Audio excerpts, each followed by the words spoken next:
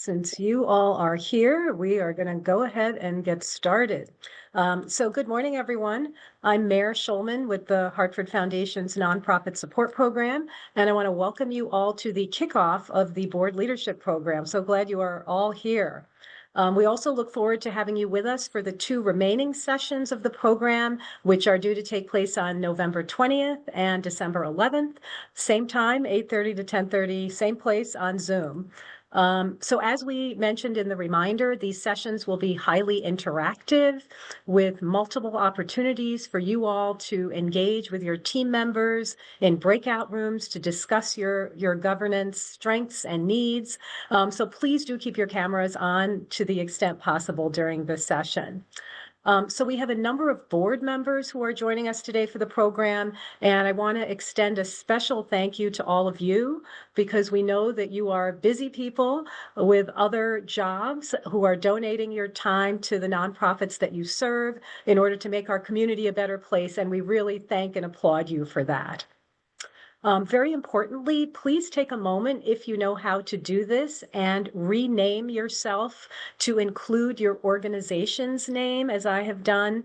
If you know how to do that, that would be great. That way we know how to get you to the right breakout room when we have the discussions with your teams. And if you don't know how to do that, no worries, we can do that for you. And if you're a consultant who's here, if you could add the word consultant after your name, that would be great because the consultants will be in their own breakout room.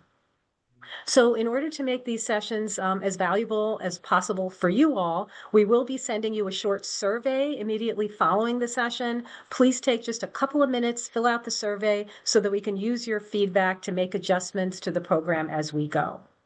As always, I want to thank my wonderful teammate, Monica Kelly, for all of her hard work in planning and managing all of the many behind-the-scenes logistics for today's session. It gets complicated when you have this many people in the Zoom room. Also, all of the materials for this program are located on a special web page that we have created, so you can go there. That's the repository, and we will send you a link to the web page in the email that you get following today's session. And the webpage includes, it'll include all of the session recordings, the PowerPoints, the handouts, a list of participants so you can connect with one another outside of the sessions, and also important information on the follow-up consultation that you all have access to. And speaking of that follow-up consultation, each of your organizations will have access to up to 30 hours of a consultant's time to help you implement some of what you've learned from these workshop sessions. So there is a one-pager on the web page that describes the consultation and the consultation process. So we encourage you to review that with your team, even though you may not start the consultation process yet. So we've assembled a pool of consultants that have experience in board development, and it's really up to your team to select the consultant that you believe would be a good fit for you. The consultants' bios are all on the web page, and what we recommend is that you just kind of read through all of the bios, even if you happen to know a consultant on the list that you think you might work with, but it's kind of helpful to read them all, and then contact a couple of the consultants that look like they might be a good fit for you, and discuss your potential project with them. If you're not exactly sure how you should use your consultation time, this is also something you can brainstorm with the consultants on. So your team will select the consultant you'd like to work with. You'll obtain a brief written scope of work from them and submit a brief application. And all this information is on the handout on the website. Also, as we go through the workshop sessions, I think you all will start getting an idea of how you think it might be most helpful to use the consultant, which is why we kind of wait till the sessions are over for you to really dive into that portion. Our advice is that you don't get overly ambitious with the consultation, but really focus on maybe 1 or 2 key things that you think you can realistically accomplish that would make an impact to help strengthen the functioning of your board. So a couple of the consultants are with us today, so I'd like to quickly introduce them to you. And so as I call them by name, I'll just invite the consultants to unmute and quickly say hello so that folks can put a name with the face. So is Kathy Cohen here? Hi, I'm here. Yes. Hello, everybody. Glad to be here. Thanks, Kathy. And I believe Todd Pickens is here. Good morning, Todd Pickens, PTP and Associates in Hartford. Great, thanks, Todd. Are there any other consultants in the room today? Okay, great. The rest of the consultants, like I say, their bios are on the webpage. So my final introduction is of our program presenter and facilitator, Susan Decker, who is Senior Governance Associate for BoardSource, which is the foremost authority on nonprofit boards. Susan has more than 20 years of experience working with a wide range of nonprofits on strengthening their governance practices, their fundraising, and their strategic planning. And in her copious spare time, Susan also serves as the director of the Master of Leadership Development Program at St. Mary of the Woods College. Before becoming a consultant, Susan held senior positions at St. Jude's Children's Research Hospital and the Susan Komen Breast Cancer Foundation. Susan has agreed to stay on for a few minutes immediately following today's session. So if you have any lingering questions that we don't get to during the session, you'll have another more intimate opportunity afterwards if you would like. So that's it for me, and I will turn the program over to you, Susan. Great, thanks, Mayor, and Mayor and Monica, who make all of this so amazingly easy. Just a huge thanks to start. Welcome, everybody. I'm so excited at just the sheer number of you who have chosen to participate in this. And as Mayor said, take time out of your work and family, professional lives, to invest in your mission, the missions that you care about. So thank you. That is never lost on me when people take that time, and I promise to engage you and use your time wisely. So as we start this process today, a couple of things to think about. Mayor mentioned already, but I just want to kind of remind you, if you can keep your cameras on. I love seeing all the faces, and it helps with these kinds of conversations. At any point, feel free to ask questions or put questions in the chat, raise your hand. As Mayor said, I'm happy to stay afterwards. But we're also going to have a number of breakout sessions where you'll be with your organization. And so I encourage you to assign a note taker so that when we come out of those, there will be our ability to have some conversations. And I think you already know that these are being recorded. This is who's joining us today. And I do this just so you all can see who else from your community. And also for me, I had the privilege of going to each one of your websites and learning a little bit about the work that you do. And I think about how much value you are adding to your communities. And I think about if you weren't there, what would be lost, right? And so people don't always know the work that it takes to be a good board member. And so I just want to thank you all for what you do, because I am somebody who truly understands what it takes to be a good board member, and I appreciate you all. Because this is going to be pretty interactive, I'm going to ask you to look at this collective agreement through a couple of lenses. And Mayor, is it showing all of a sudden my green went away? No, it's up. The slide is up, Susan. Okay, thank you. That just went away. Wasn't sure why. But I would ask that you look at this collective agreement through two lenses. The first lens is there anything on here you are not comfortable agreeing to? And the second thing is there anything missing? So I'm going to let you look at it.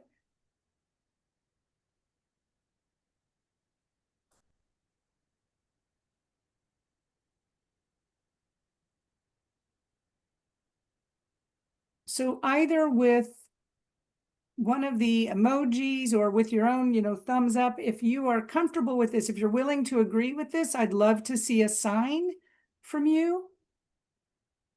All right, I see some thumbs up.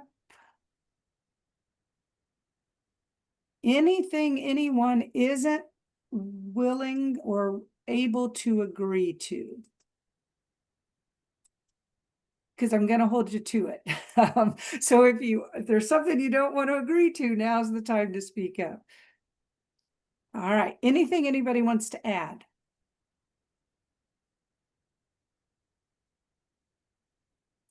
All right. I'm going to take that as agreement.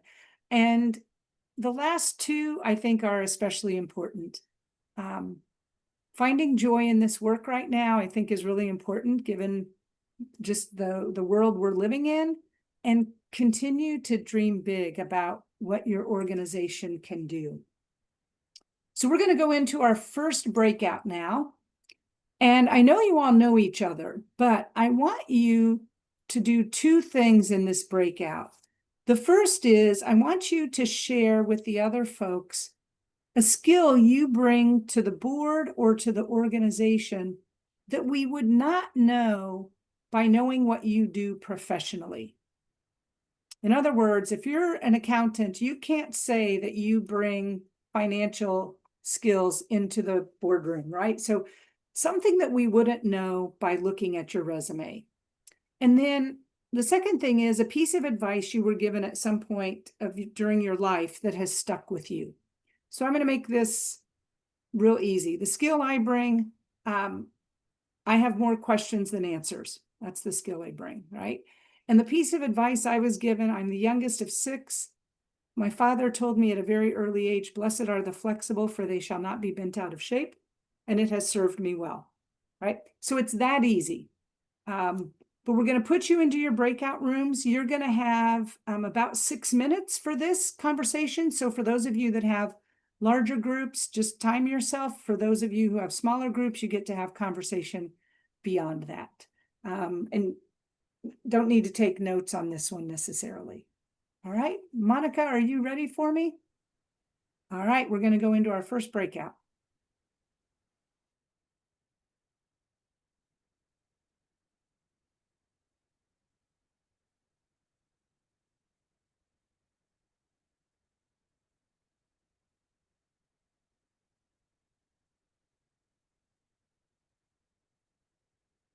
And I have to stop sharing and start sharing again, right? Or when they come back, it won't show. Is that correct?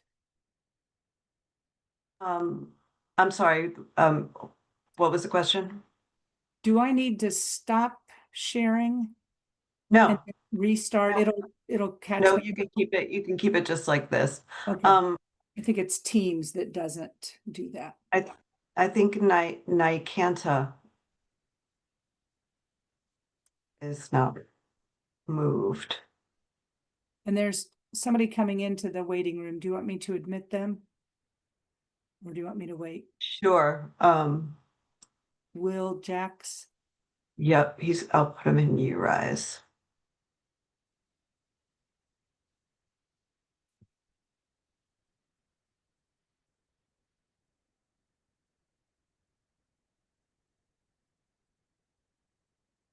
I will, we're gonna put, okay.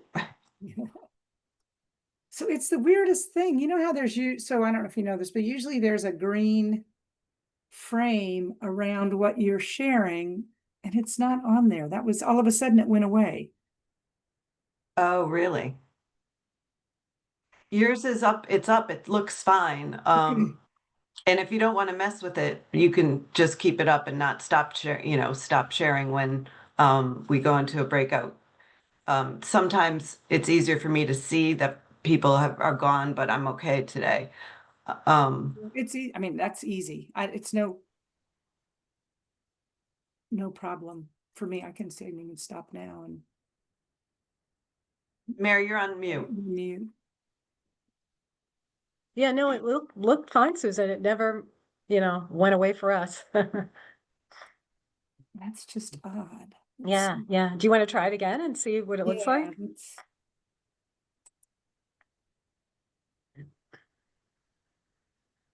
Yeah, the greens, well, no, it went away again. Isn't that weird? Okay, it says I'm screen sharing. Hmm. So Yeah, yeah. It's back. It looks good. Yeah, never had it do that before. yeah. And then I forget, Susan, when they come back, are you asking them, like, is there any debrief or are you just diving into the next thing? The only thing I'll ask him on this is, did anybody hear a piece of advice they wish they would have heard? Yeah, yeah, That really stood out to them. yeah. Now, do you typically take the slide away when you do that kind I of group? do. Yeah, yeah, Yeah. So that's why I may as well turn it off now yeah, as yeah, they come back in. right. Oh, Coming. Welcome back, everybody. Did anybody hear a piece of advice that like stood out to you, or maybe you wish you would have heard earlier in your life because it might have helped you avoid some situations? Anybody want to unmute and share what you heard? Well, Letha, I think you should share what you shared with us. It was just incredibly insightful. Thank you. This was what this is Lalita Shivaswamy from the Hartford Symphony. Nice to meet you all. It's a huge honor to be here. I just lost my 95-year-old grandmother. She and I were very, very close. It was a good passing, and she shared some incredible advice over the years. And I think the one that I wanted to share with my breakout room was that everything is temporary. The good stuff is temporary, the bad stuff is temporary. So make the most of it when you're there, because it's not going to last. That's great. Thank you. Anybody else hear one that stood out? Well, it's hard to follow that from Lalitha, very much so. It's very nice to meet you as well. My name is Dejan. A common theme for you guys was quit taking it personally. So when I mentioned when I first graduated college and started working, it was very stressful. And my boss just came up to me and she was like, Q-tip. And she put a picture of a Q-tip in my cubicle and she was like, quit taking it personally. Just keep remembering that and you'll be okay. And so even in like the nonprofit space, I think nowadays we just got to remember that, it's not personal and we got to put our best foot forward. And so I kind of take that with me now, very much so. Very nice. Very nice. I like that. I like that.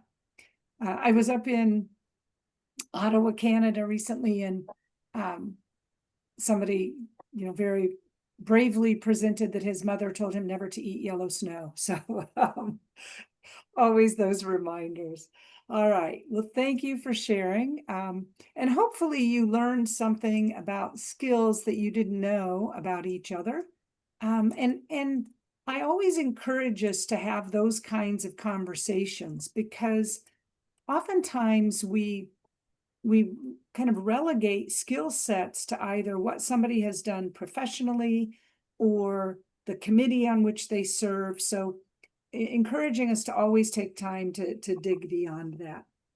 So, today's session is really about this board staff constructive partnership. And a few years ago, there was a book written that's called The Source, which is about the principles that power exceptional boards. And the first principle, these folks went out and researched nonprofit boards and said, what's working? Like what really makes a board exceptional? And the constructive partnership came out as the #1 item. And really saying that when there is an executive and a board, that relationship is truly key to the overall success of the organization.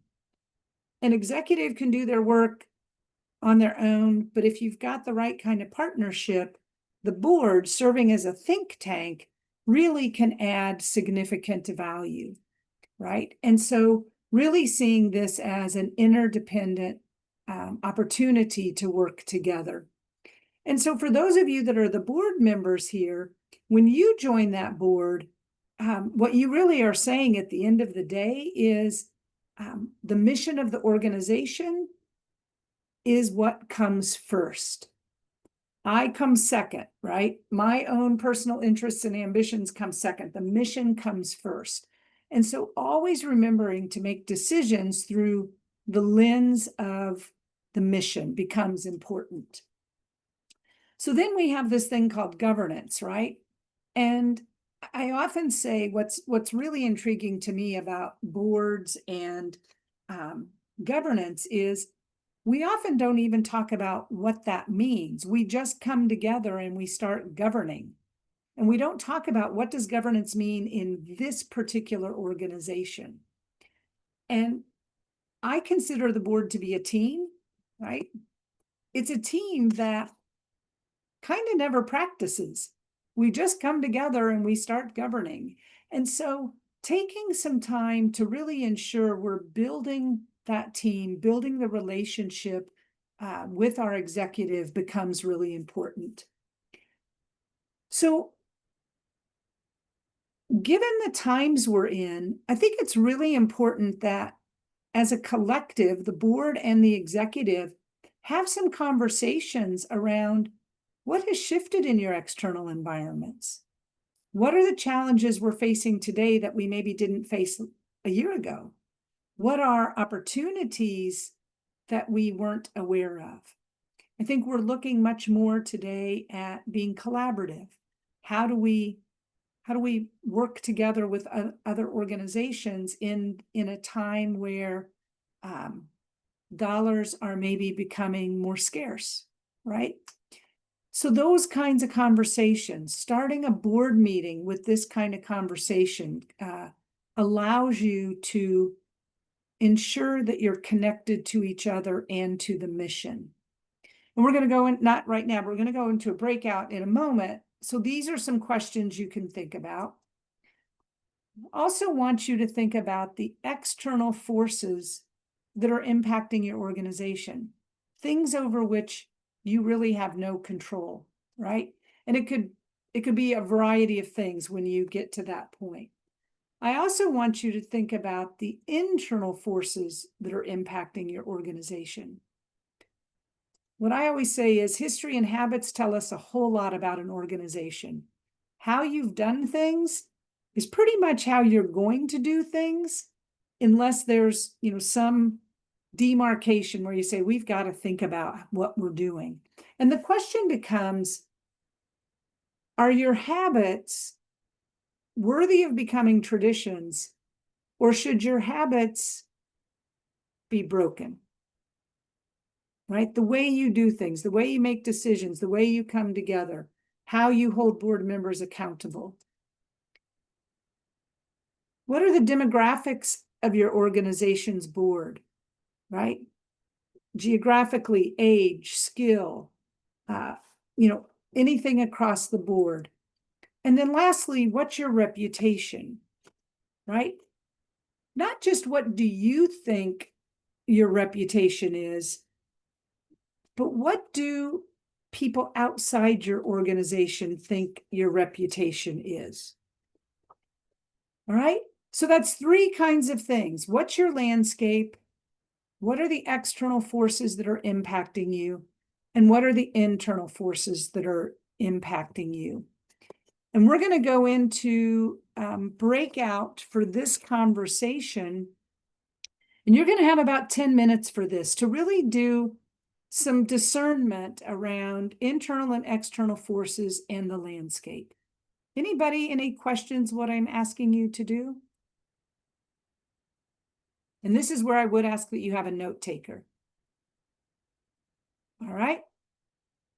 Okay, we're going to put you into breakouts and we'll see you back in about 10 minutes. I think we got everybody. It's such a cascade of faces that come when you come out of the breakout room. It's kind of fun. So either in the chat or, we've got just a few minutes to debrief some of these forces, internal, external, or kind of the organizational landscape. Anybody willing to share what your group talked about? Morgan. Good morning. I'm the new executive director of the Bushnell Park Conservancy, and Naisha, who's here with me today, is the former interim director. So we have a very interesting kind of perspective on board. Naisha's back on our board, but we were just talking about the Conservancy is very unique because we don't operate Bushnell Park. That's the city's responsibility, and we're very heavily influenced by political, standings. But as an organization, we don't have a lot of overhead. So our mission is really kind of very concrete, but the external forces are very limited because it's really a concept. We don't have a lot of physical responsibility over the park. So it's just kind of, we're just kind of getting into that conversation, but it's something that's very new for me. But that external, we're kind of immune from a lot of external pressures that a lot of organizations have, which I think is unique. Yeah, that's awesome. I would encourage you to enjoy that while that's the case. Yvonne? Yeah, so in our group for Interval House, we discussed the external and internal dynamics. So for example, one of the things is the external impacts of limited federal funding for agencies like ours and the impact on the work that Interval House does. So we're talking about increase in domestic violence from frustrations of job loss and various external factors that are happening in society that are impacting households, and a decrease in amount of resources that we might be able to give, including emergency assistance. And so understanding those external factors and how that impacts the great work that we're already doing and want to continue to do in keeping women and children and families safe. Yeah, and such an important conversation as you think about, how does that impact the decisions you make for the future as demand increases? Some of those dynamics, to your point, are really only going to intensify, right? So very nice. Anybody else? Or drop it in the chat as well. David. Yeah, I'll share. I think one of the challenges or forces that we face kind of as a legacy civil rights organization is that we come to the table and we kind of walk in for if nothing else, as the Black organization, and people have to do something with that, independent or before you get to even the work that we do. And it influences a lot of things, and people who align with us then have to carry that with them. And sometimes it presents itself as a stigma, just because of that historical place that race plays. And so it influences our funding, it influences our board membership, when in many cases when there's emphasis on making sure there's diversity on the board, our board tends to have a relatively diverse representation. But then, how is that perceived then, when people look and do research on us? And so we manage that, consistently.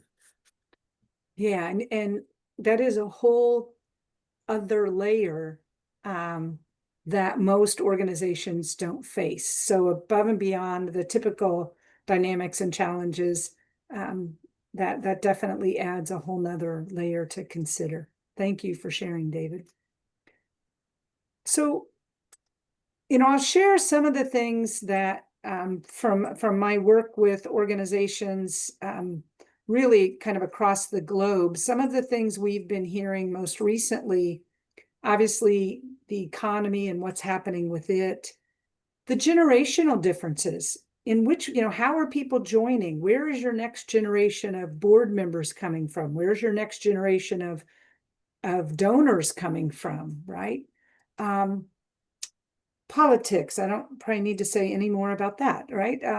Technology, as it advances, and how much, our limited budgets allowing us as an organization to stay cutting edge with our technology can sometimes be very challenging. And yet people are so used to quick, having something at their fingertips. And if our ability to give money to your organization is a little bit slow or delayed, people, we aren't a patient population anymore. Anything around, obviously this one's COVID, but just all of the things around vaccines and illnesses and what's happening that we're exposed to these days. As the laws and regulations are changing, they're changing daily for us, right? And what impact does that have on us as a charity? Just the globalization of kind of everything. I put one, globalization of medical care, because there are some areas in Connecticut where at the Hartford, where people are really seeing it as a medical center, that globalization ends up bringing people to us that we might not have had in our communities previously. If you're not having some conversations about AI and the impact that AI is having on your organization, I would really encourage you to start thinking about that. And then just this question of an external force is time. We have families, we have lives, we have all these things, and we have competing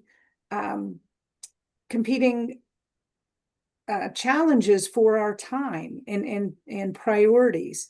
And so all of those can be external forces that impact the way we work together. So if we think about those as, okay, these are things that are impacting us, and then we lay that across governance. At its most basic, governance encourages us to have a shared understanding of how we work together. It encourages us to think strategically and to lead by example as a board, right? So how you govern, like people will say to me all the time, I only want people on my board that have experience on other boards.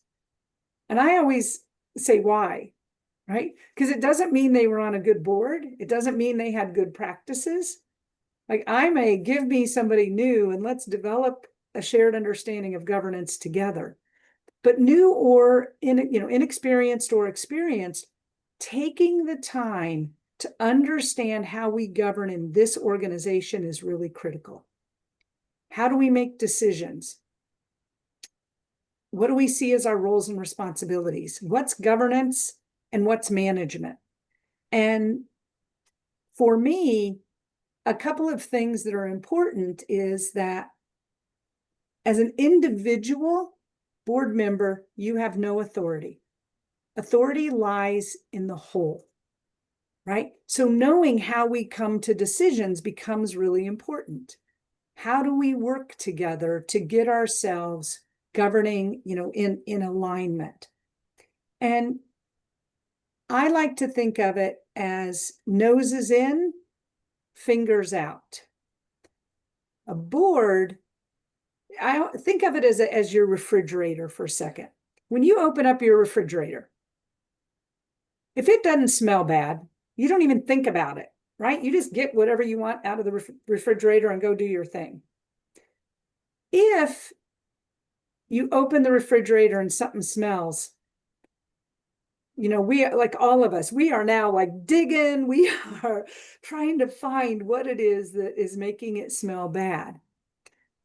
As a board member, we should know what is it that is, what are the key principles of our organization so that we can govern from 30,000 feet and not have to get into the work of the executive. We need to give the executive space. We need to think of the board as the think tank for the executive, for the organization, right?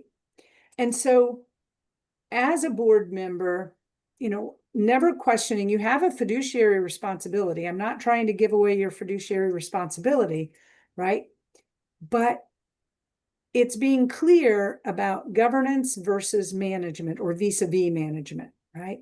So you need to bring your individual skill set and become part of a team. And then the team makes the decision as a collective, right? So we have these 3 duties. You can delegate a lot to your executive, but you can't delegate these. These are accountability measures for you as board members. So if we think about the duty of care, if you care for something, you nurture it, you pay attention to it. And you as board members fulfill that duty of care by showing up, in being prepared, and engage. You've met your duty of care. Like today, you're meeting your duty of care. You're here, you're engaging in the conversations, right? And that's what we have to do with meetings and in the work of governance. Anybody, any questions on that, meeting that first duty? All right, the second one is the duty of loyalty. I'm trusting that you all sign a conflict of interest statement annually. So if you do, let me ask, what do you do with that form? Any one person, just unmute. You sign the form, what do you do with it?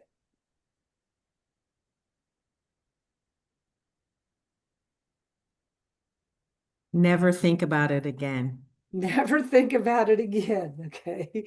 And Naisha, when you sign it and don't think about it again, who do you hand it to? Back to the ED. Okay, so, and that's exactly what we tend to do, right? But only the board can hold the board accountable.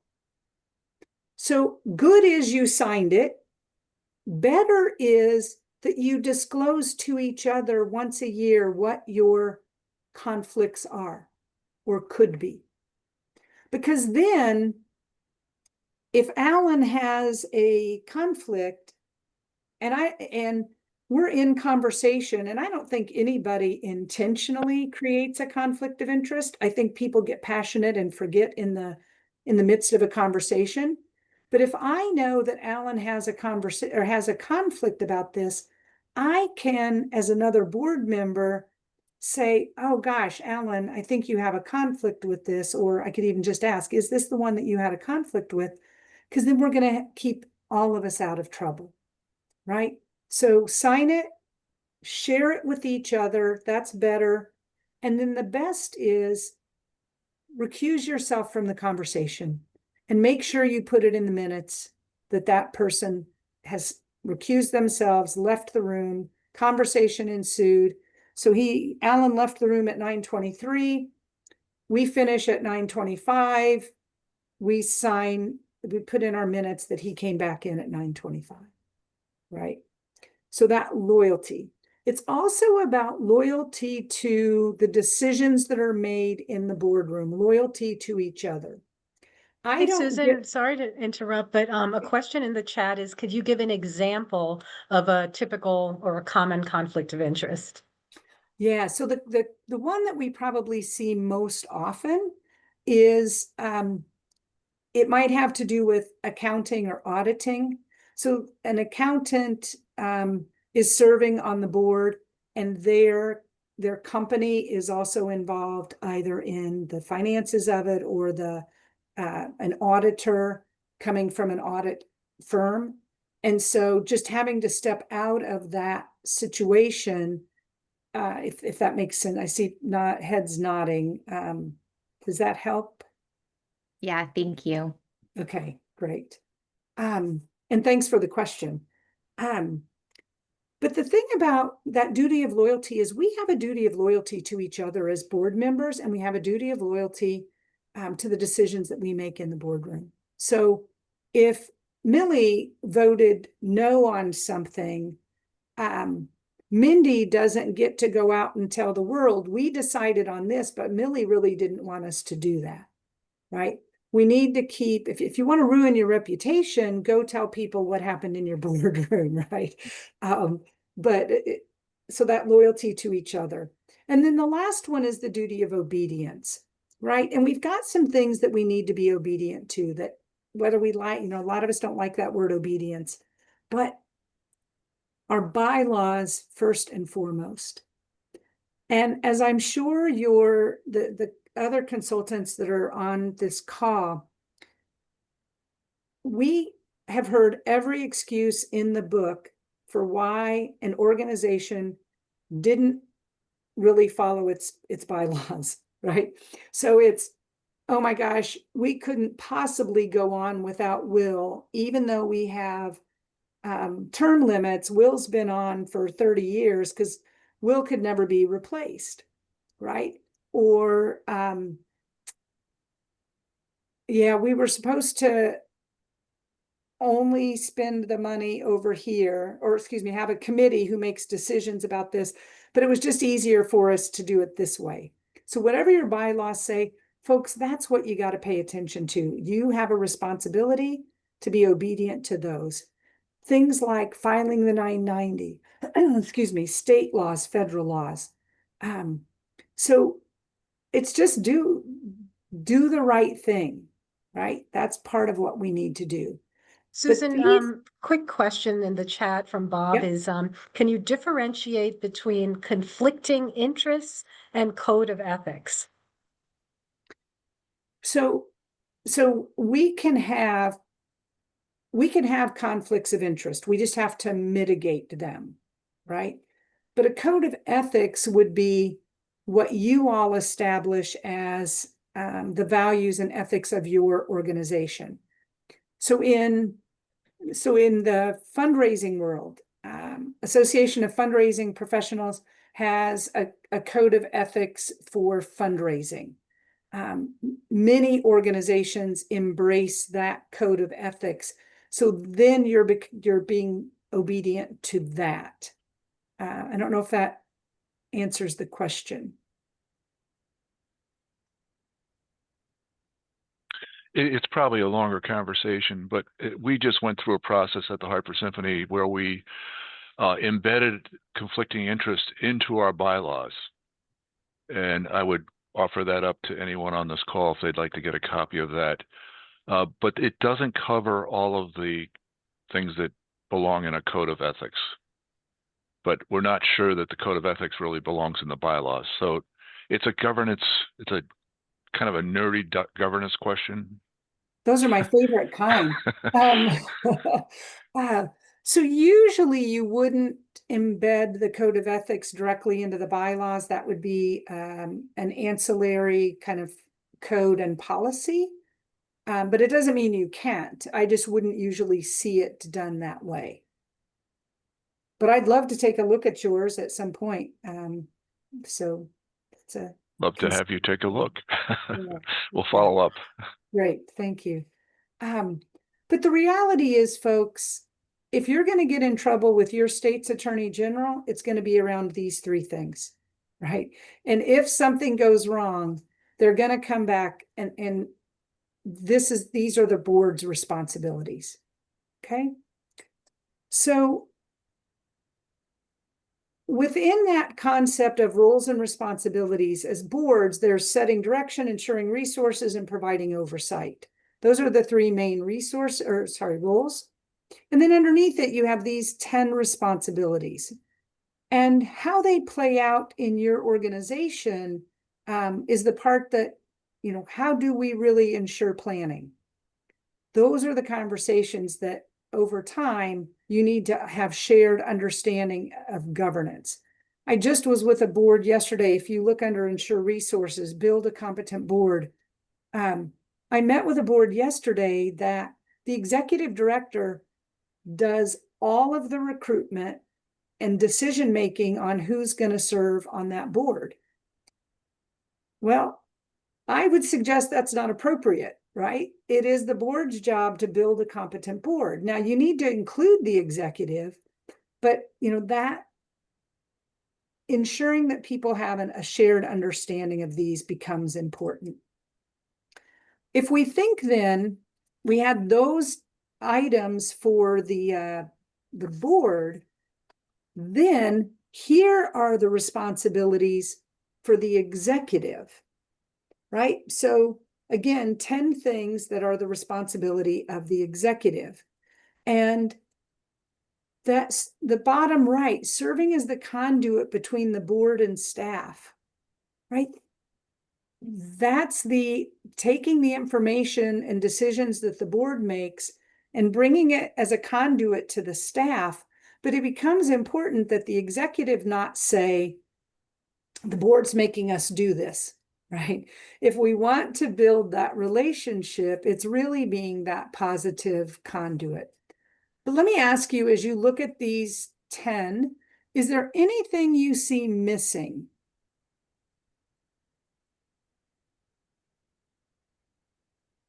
Anything that you think should be included? There could be a box that says, and all other duties as assigned, right? That's the typical ending statement. All right. We're not necessarily seeing one. Okay, so what I'd like you to do is go into breakout again, and I want you first to think about the 10 responsibilities and which ones are you doing best? Which ones do you have the greatest opportunity to improve? And if you're doing all of them well, for instance, right now, how will you, maintain or sustain that? Right? Anybody, any questions what I'm asking you to do? All right. And Monica, I believe we have 10 minutes on this as well, correct? Susan, will you be able to put these, I know they're in the chat, but would that be able to be broadcast into the Zoom rooms? They should still be in the chat when you're in there. Great, thank you. And yes, 10 minutes, Susan. Okay, all right. We'll see you back in date. I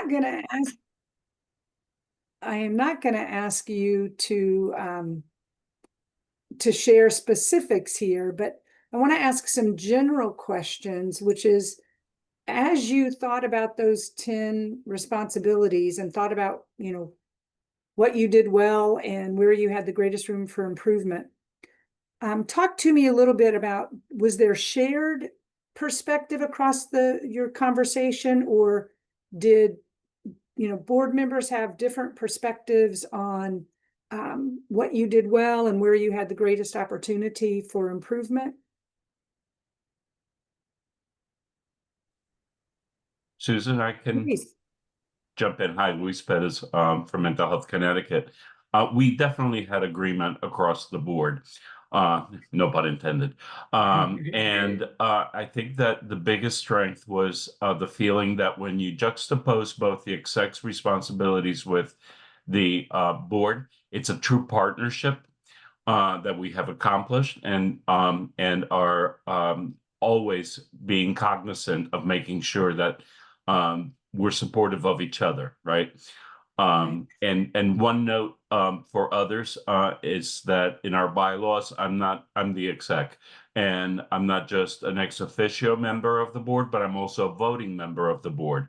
So it really equalizes. And it's interesting that in the private world, for profit, that's the governance, as opposed to nonprofits, which is rare. And the thing that we all agreed could be better is that using board members that are engaged in reaching out to those that are perhaps not as engaged, which is usually the newer board members. So utilizing the buddy system a little bit more, and direct influence from one board member to the other. Great, thank you. Thanks for sharing, Luis. You're welcome. Anyone else want to share?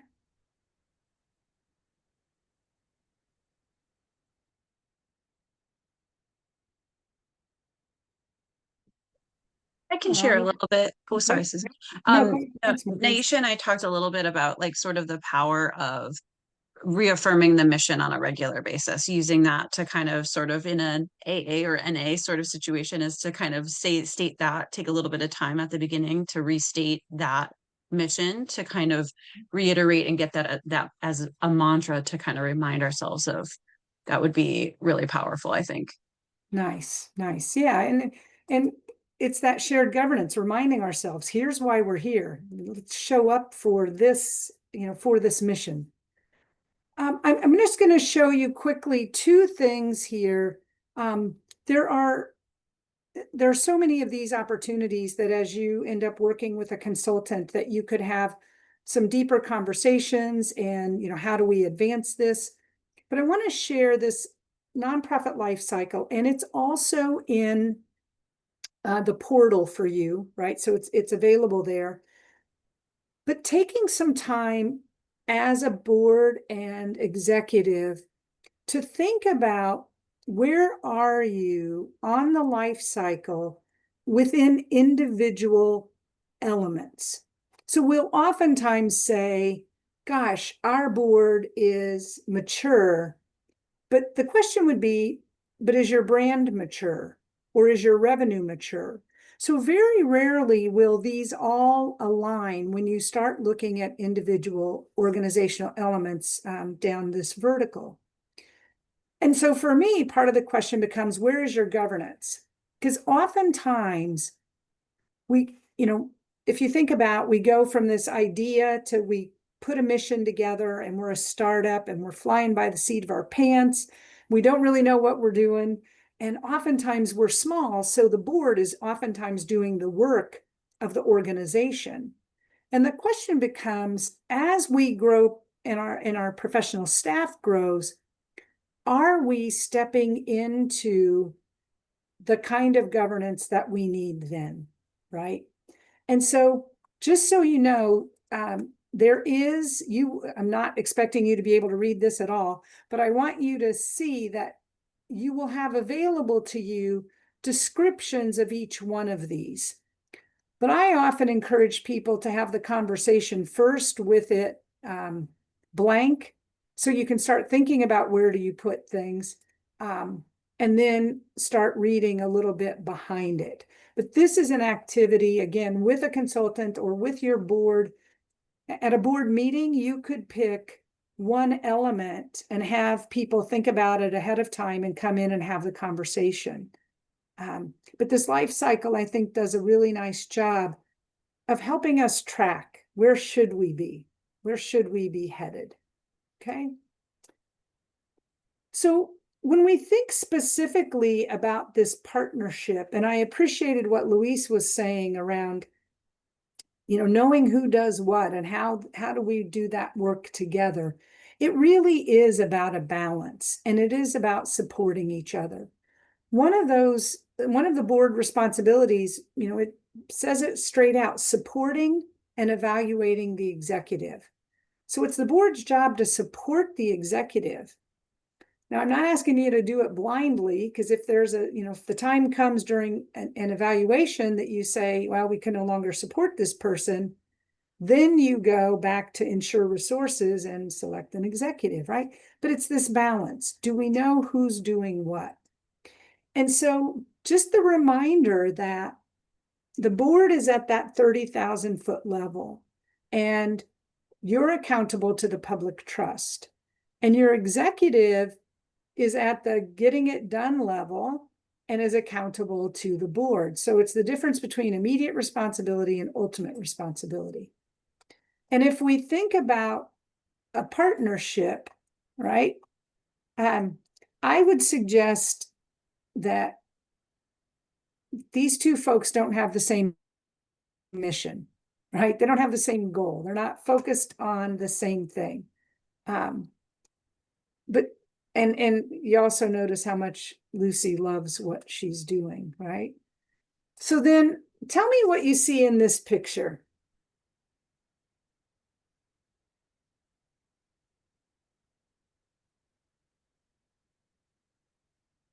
Kevin, can I call on you? What do you see in this picture? See a lack of communication. They're both going for the ball at the same time. And there's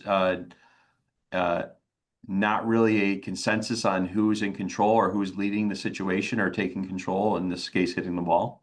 Yeah, right. Two professionals. It's a great description, Kevin. So two professionals, they both know what they're doing, but they don't know how to communicate. They don't know who's going to do what. If you have ever gone to a tennis tournament, professional tennis tournament, there are only a few times per year that the men and the women are at the same tournaments. So the ones that most of us see, if you're just a casual tennis person, Wimbledon, US Open, Australian Open, French Open, they're all playing together. But most of the rest of the year, they don't play together. So it's oftentimes, it might be me as knowing that I'm going to be there and knowing that David's going to be there and saying, hey, David, would you be willing to be my partner? So we haven't learned how to work together, even though we have the same mission. You'll also notice on this picture, if you know tennis at all, both of them are using their forehands, which tend to be at the net, their strength. So two people using their strength, that are ending up competing with each other. How about in this picture? What does anybody see in this picture?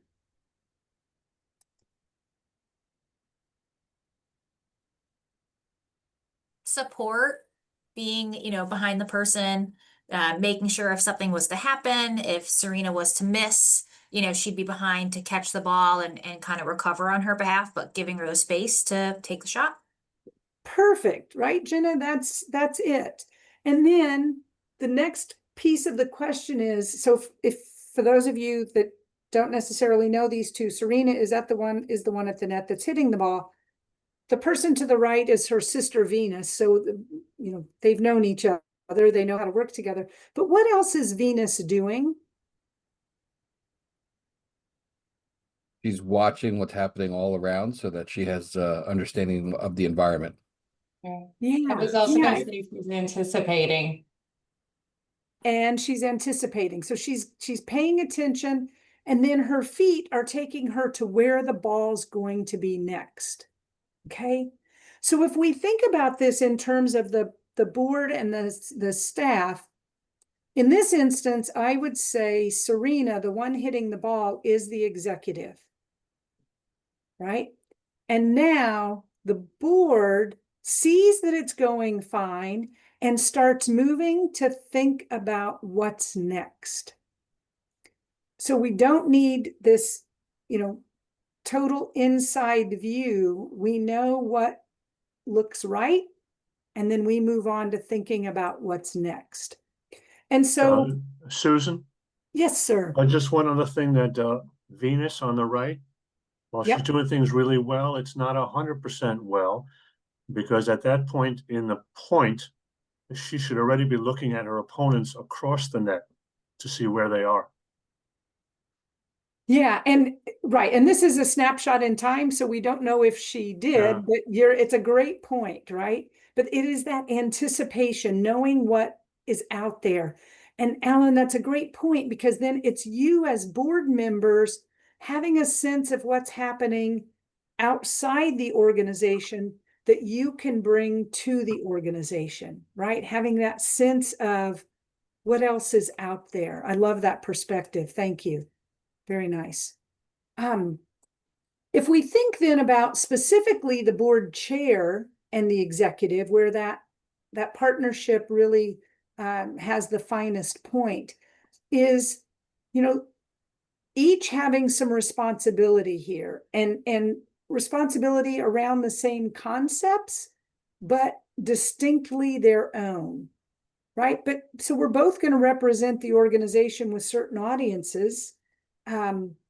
We talked about the linkage. The chair needs to be the linkage between the board and the executive, while the executive is the linkage between the board and the staff. Facilitating the meetings is the board chair, providing administrative support, the executive. Board chair should always adhere to the idea of principles before personalities. What is it? Again, I forget who I said, Will, when I said we couldn't lose Will. But the principle is we have bylaws and we need to follow the bylaws, right? So again, that board chair, those of you that are the chair, it's really critical that you have a clear understanding of the roles and responsibilities and the expectations of board members. Because again, we can't ask the executive to hold board members accountable. Board members have to hold board members accountable. So you've got that, you need to know that, and then you also need to facilitate and work toward building a collaborative team.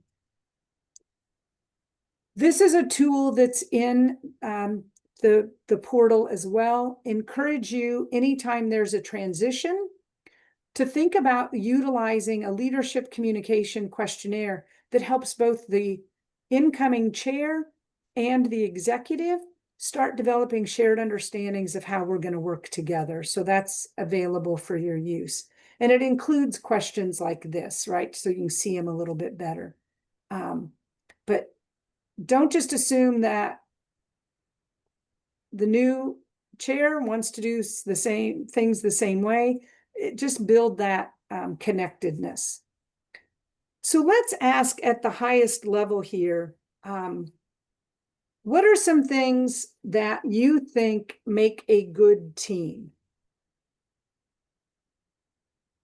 What are some things that make a good team? Everybody knowing what the same Communication. goal is. Knowing the same goal, communication. I heard those two. What else? Ready to Open communication. Open communication. Jane? Everyone comes ready to participate. Yeah. Comes prepared and ready to do it. Okay. It's a challenge. Yeah. Step up to the challenge. Commitment to the cause of the organization and the agency. Yeah, that commitment. Being And I able think- to, being able to put, once you've kind of expressed your ideas, if it's not the consensus, to be able to put that aside and go with the consensus that's best for the organization. Yeah, very nice. Trust. Trust. Yeah. And I think also understanding their roles. Yeah, right. That clarity becomes important. So So having a belief in the mission. right, that commitment to the mission itself. Yeah. So, my encouragement is even have this kind of conversation as a board. And what does the board need from the executive and what does the executive need from the board?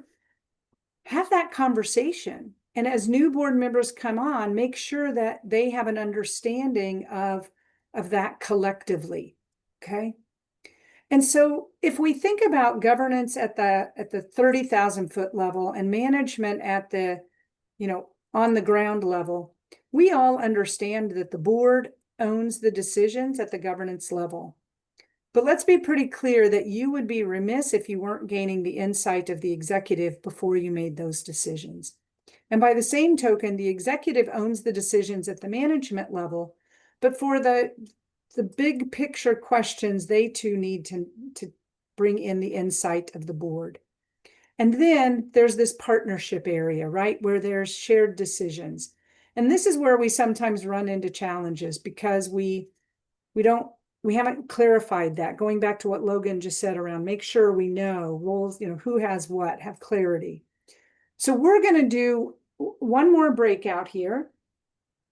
And this is, there are 20 items, and it'll also be a link for you in the chat.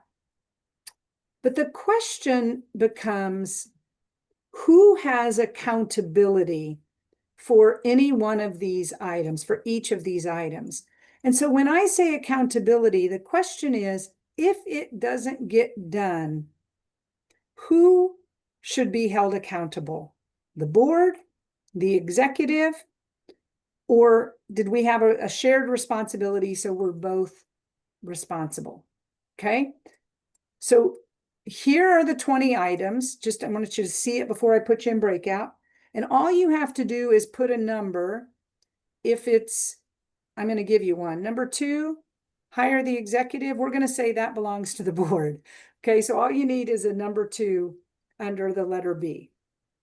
Okay, anybody? Susan, just a quick note that Monica just posted the slide link into the chat. So if folks click on that, they can see this slide. Sorry to interrupt. No, perfect. Thank you. Anybody, any questions what I'm asking you to do? This one's fun. And it's interesting as you do this to see how different do people think. I can tell you that I have done this a multitude of times. And if I'm in a board room, I have, the board, they may be in groups of 3 or 4 around the room. And if you've ever played the game with your kids, never have I ever had every group say the same thing, right? So I want you to have some conversation and determine where you think these belong. We have 10 minutes for this. We will see you back in 10 minutes. So the first question is, did everybody just have pure alignment from the beginning? And it took you like 2 minutes and then you've been sitting there eating snacks for the last 8 minutes? It was No. fairly quick. I think what we Yeah. disagreed on, we were able to agree to disagree and then kind of come back and see what you got. That'll be the key, right? What have I got versus what you all have? All right. So let me go back to share this screen. So orient the board. Where'd anybody put it? You can show me fingers. The One is board itself. Say again, Will? The board itself. The board itself. Absolutely. It is the board's job to orient the board. Now, we're going to talk about something in a little bit, but yes, we're going to put that number 1 as board. All right, number 2, we already did as board. Think strategically. We had that as shared. Shared. Okay. Shared, very good. Review the budget. Board. I put shared. Shared. I put shared. Now, here's what's interesting. Y'all are saying I. Now, is that your whole team or is that an I? The note taker. Okay, the note taker. Perfect. Just giving y'all a hard time. It's early in the morning. Gotta keep you on your toes. So we had 3 things around budget, right? So let's look at them for a second. We had, if we look at number 12, create the budget. We had number 6, adopt the annual budget, and number 4, review the budget. So if we think of it in that way, 12, create the budget would be the executive. Adopt the budget would be the board. And review the budget would be shared. Now, if anybody thought of the word adopt, so we put words in here to make it not easy, right? We could have put approve or implement for everything. It would have been easy. So if anybody considered adopt as going in and actually doing, putting it to work, then yes, you would go to the executive there, but I meant it more in the approve category. All right, identify strategic priorities. Shared. Number 5. Shared? Anybody put it anywhere else? Executive. Executive. Board. This is one of my favorite ones because we're not saying implement. I think we have it somewhere else. Determine the tactics of the strategic plan. That's the executive. Approve the strategy, number 11. That's an easy one. That's the board. And we would say truly identifying those strategic priorities is shared, right? The board has to approve them. So at the end of the day, they can say, yes, this is or this isn't, but that identifying initially we would say is shared. And I'll take any questions, challenges, concerns on this. But if it helps to spell them out that way. Okay, be an ambassador. Oh, yeah, we already did it, budget. Number 7, be an ambassador. Shared. Shared. Shared. Shared. Recruit. Okay, recruit board members. Board. Shared. Shared. So recruit board members is the board's job. If they are not recruited, we cannot look at the executive and say, why didn't you go find us board members? It is the board's responsibility. Now, well, I'm going to come back to all of these in a moment, but that's one that I'll come back to. Address poor board behavior. Board. A board. Board. I can't say it enough. We can't ask the executive to hold the board accountable. Only the board can hold the board accountable. Set the board meeting agenda. Shared. Shared. Shared. Who's in a meeting of?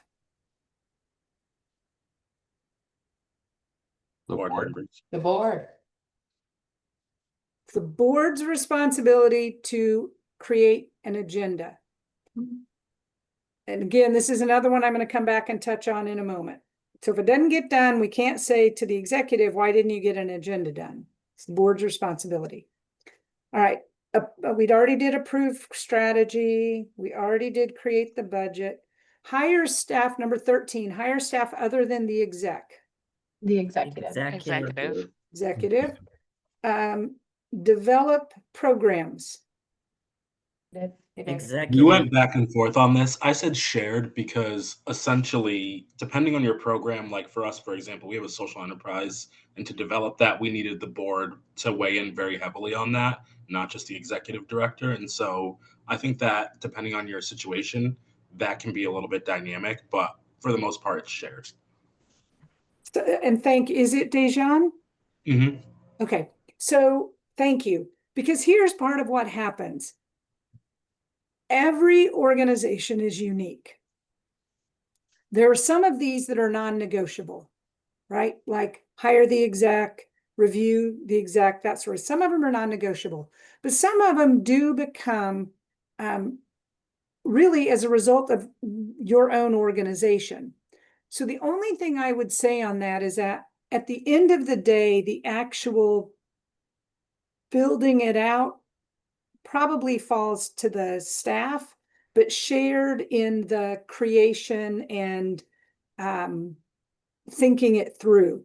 But again, a lot of these, I don't really care what your answer is within your organization, as long as everybody, all the board and the executive, have a shared understanding of what it is, right? Because where we don't have the shared understandings is where we end up with conflict. And sometimes we just haven't taken the time to think these through. Well, for those of us keeping scores, where does it go? Develop program 14 would go to the executive. I love that question. Can't wait to hear the score at the end. So 15, we already said was the executive. Engage board members.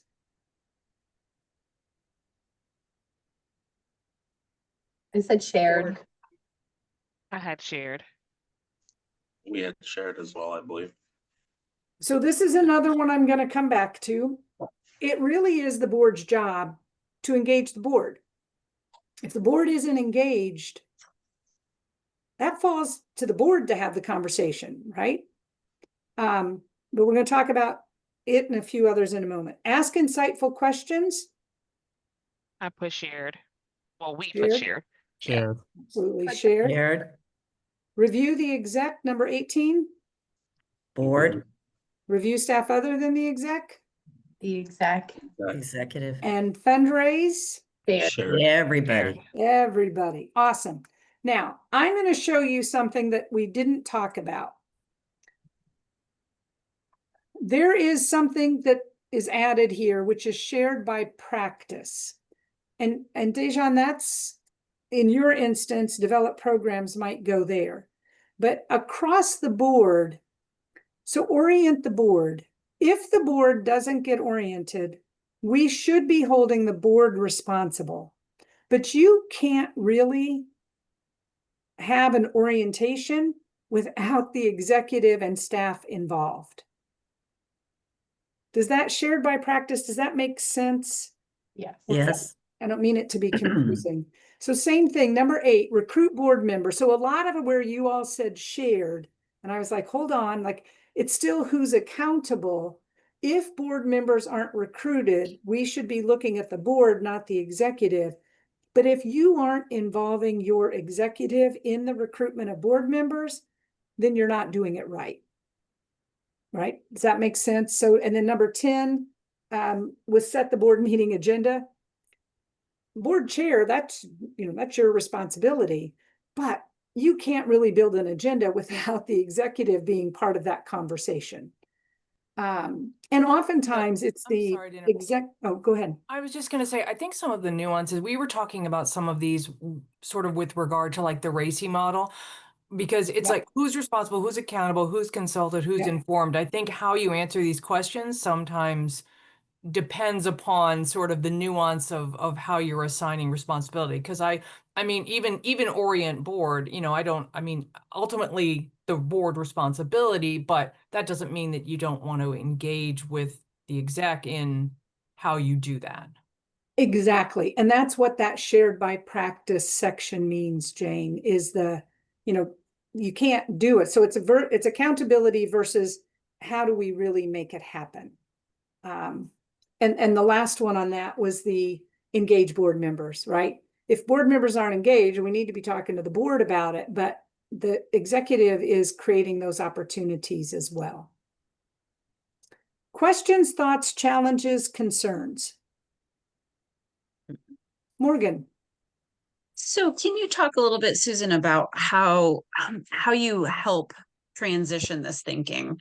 Because there was a lot that in looking through this that I would have put, or we would have put under shared, or we do it a little differently. How do you transition the thinking to really shift? Because a lot more of this is on the board's ownership than a lot of places take accountability for. So how do you have that conversation specifically as an ED without making it difficult? So the first thing is you as ED don't have that conversation. You get your board person and you get your board champion to start talking about, we need to be more accountable. It is, I mean, I think I said this earlier, but it's easy to be an average board. It's even easier to be a bad board. To be a really good board, it takes some work. And we have, in this sector, we have oftentimes dumbed down the governance role of the board and said, oh, they're volunteers. Oh, they're giving us of their time. Oh, we can't hold them accountable. But the reality is, as board members, you're the fiduciaries. So there is, there is an expectation of accountability. So, but I don't think an executive can make that shift if you want to keep your job. I think it has to be the board champion who helps advance that.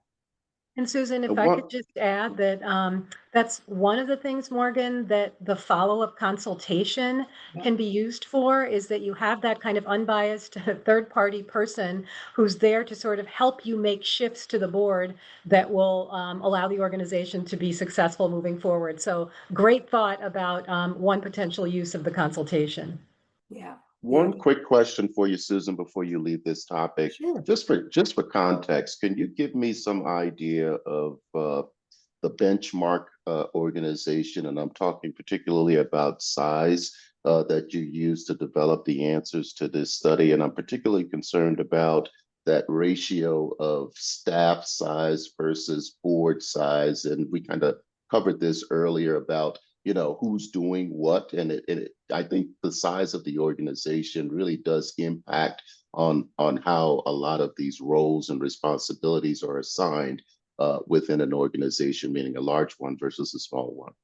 Yeah, it's a great question. So I don't know that it's so much about size. This is just good governance, right? Mm-hmm. Now, you then have to adapt it to, like, okay, if we only have one employee, do we really expect them to do all of these things?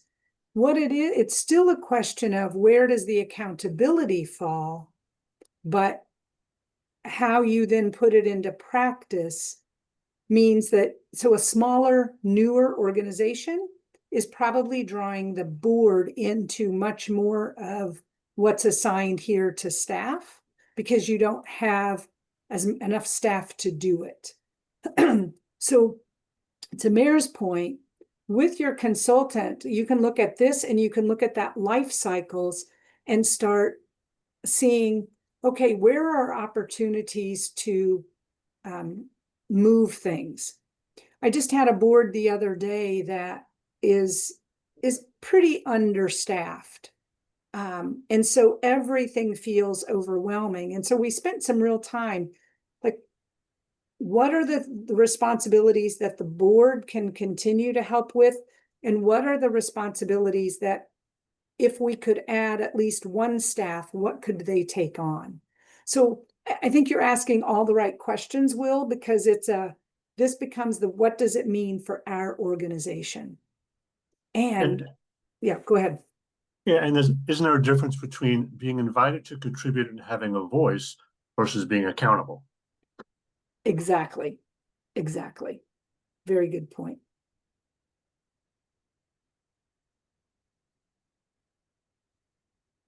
No other questions on that? So, and this kind of it follows, Will, on what you were saying, right? Which is just this, let's make sure we understand those distinct roles and we have those conversations as a collective, right? Other questions before I turn it? Do I turn it back to you, Mayor? Yeah, I think we have a couple of minutes for questions, Susan, before that. Questions, thoughts, challenges? Where do we get a copy of the slides?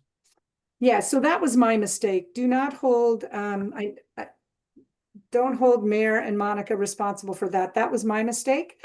You will get these as soon as Monica and Mayor can send them out.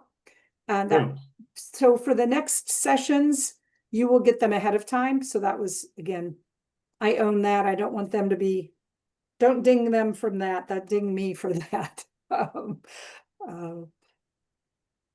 Thank you. Getting them ahead of time would be really helpful. Yeah. Yeah. Appreciate that. Thank you. You're welcome.